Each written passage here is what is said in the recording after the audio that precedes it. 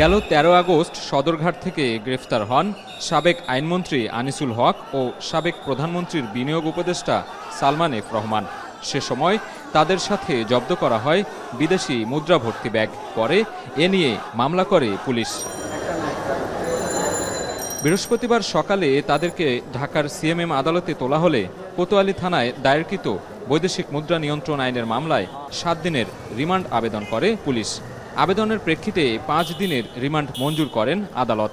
আমরা আদালতে শুনানি করে বলেছি যে এই ব্যাগটা যে তাদেরই ব্যাগ ছিল, এরকম কোনো নমুনা ব্যাগের মধ্যে পাওয়া গিয়েছে কিনা, সেটাও তারা বলেছে না, এরকম নমুনা কোনো পাওয়া যায় নাই।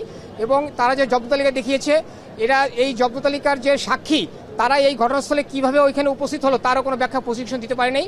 এটা একটা মিথ্যা বোগাস মামলা আদালতে আমরা বলেছি। পরে দোহার থানার বিস্ফোরক নিয়ন্ত্রণ আইনের মামলায় সালমান এফ রহমানের বিরুদ্ধে রিমান্ড চেয়ে পুনরায় আদালতে তোলা হয়। কিন্তু অন্য মামলায় রিমান্ড চলার কারণে আবেদন খারিজ করে তাকে কারাগারে প্রেরণের আদেশ দেন বিচারক।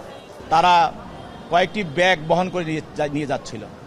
ওই ব্যাগের মধ্যে বিভিন্ন ধরনের বৈদেশিক মুদ্রা পাওয়া যায় এবং এই বৈদেশিক মুদ্রা উদ্ধার করে পুলিশ তাদের বিরুদ্ধে এই মামলাটি দায়ের করে এবং সেই মামলায় আজকে এই দুজনকে এই আদালতে উপস্থাপিত করা হয়।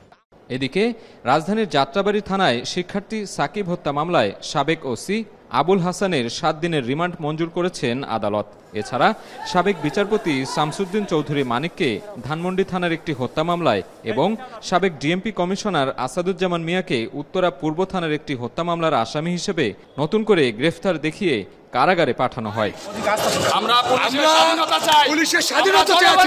অন্যদিকে শাহজাহানপুর থানায় দায়েরকৃত রাষ্ট্রের বিরুদ্ধে উস্কানি দেওয়ার মামলায় ২ পুলিশ সদস্যকে ২ দিনের রিমান্ড আদেশ দেন আদালত।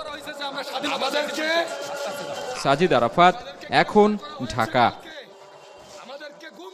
শিয়া বাটার ও ভিটামিন ই সমৃদ্ধ lily glam beauty soap. Lily, always beautiful.